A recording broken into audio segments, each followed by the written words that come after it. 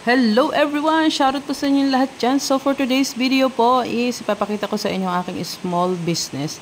Ang aking pagkakaabalahan starting today. So ayan po ang ating tinatawag na spam musubi. So ang ginamit ko dito is luncheon meat. And then nori sheets. And then meron din tayong plastic wrap. And then ating bagong luto na rice na niluto natin medyo soft ng konti para madali siyang dumikit. So, ayan guys. Nilagay ko na agad yung ating plastic wrap and then nilagay natin yung cut na nori sheets and then yung ating rice. Ayan. Press lang natin yung rice guys para mag-compress sila together. And then, pagkatapos nyan is ilalagay ko yung ating cut and fried na luncheon meat. So, ayan. Pagka-fry ko niya ng konti, nilagyan ko siya ng sauce, yung teriyaki sauce.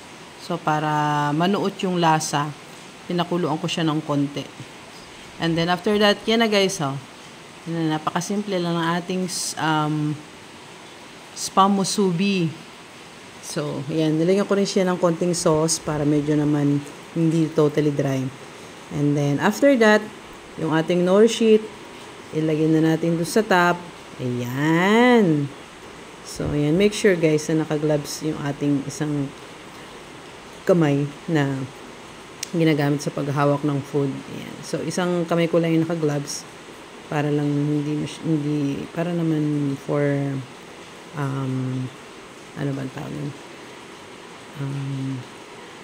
Ano bang tawag doon? For hygienic sinaika nga. So, ayan guys, ibalot lang natin siya ng ganyan. Huwag naman yung sobrang balot para madali naman ma-open ng mga students.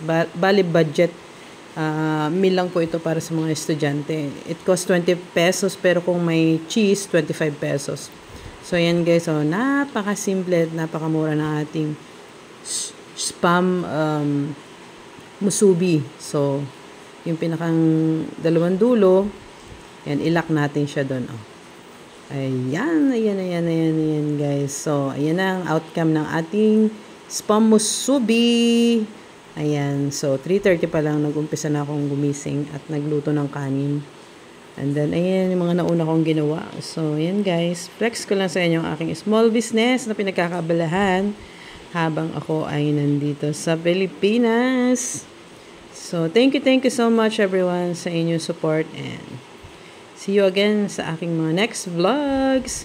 Maraming salamat po always. Bye-bye. God bless everyone. Bye.